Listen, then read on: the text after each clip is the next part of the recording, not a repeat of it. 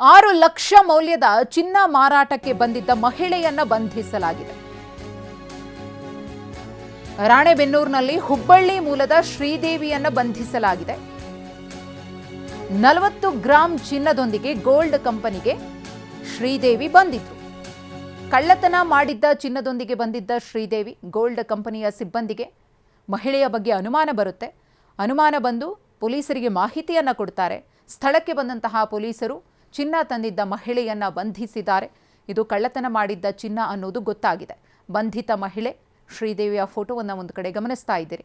40 gram ಚಿನ್ನಾಭರಣದ ಸಮೇತ ಈಕೆ ಆ ಚಿನ್ನವನ್ನು ಮಾರೋದಕ್ಕೆ ಗೋಲ್ಡ್ ಕಂಪನಿಗೆ ಬಂದಿದ್ಲು. ಅದು ಬರೋಬ್ಬರಿ 6 ಲಕ್ಷ ರೂಪಾಯಿ ಬೆಲೆ ಬಾಳುವಂಥದ್ದು.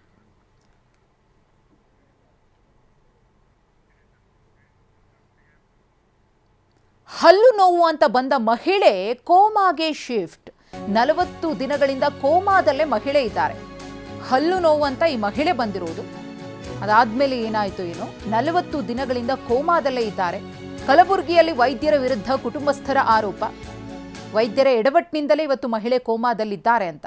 ಹಲ್ಲು ನೋವಿನ ಸಮಸ್ಯೆಗೆ ಬಂದಿದ್ದ ನಾಜಿಯಾ ಬಸವೇಶ್ವರ ಆಸ್ಪತ್ರೆಗೆ ಚಿಕಿತ್ಸೆಗೋಸ್ಕರ ಇವರು ಬಂದಿದ್ರು. ವೈದ್ಯರು ಹೈ ಡೋಸ್ ಅನಸ್ತೇಷಿಯಾವನ್ನು ಕೊಟ್ಟಿರುವಂತಹ ಆರೋಪ ಇಲ್ಲಿ ಕೇಳಿ ಬರ್ತಾ ಇದೆ. ಅನಸ್ತೇಷಿಯಾದಿಂದಲೇ ಈ ಮಹಿಳೆ ಕೋಮಾಗೆ ಜಾರಿದ್ದಾರೆ ಅಂತ ಹೇಳಿ ಕುಟುಂಬಸ್ಥರು ವೈದ್ಯರ ವಿರುದ್ಧ ಆರೋಪವನ್ನು ಮಾಡ್ತಿದ್ದಾರೆ. ಒಂದಲ್ಲ ಎರಡಲ್ಲ ಬರೋಬ್ಬರಿ 40 ದಿನಗಳಿಂದ ಈ ಮಹಿಳೆ ಕೋಮಾದಲ್ಲೇ ಇದ್ದಾರೆ.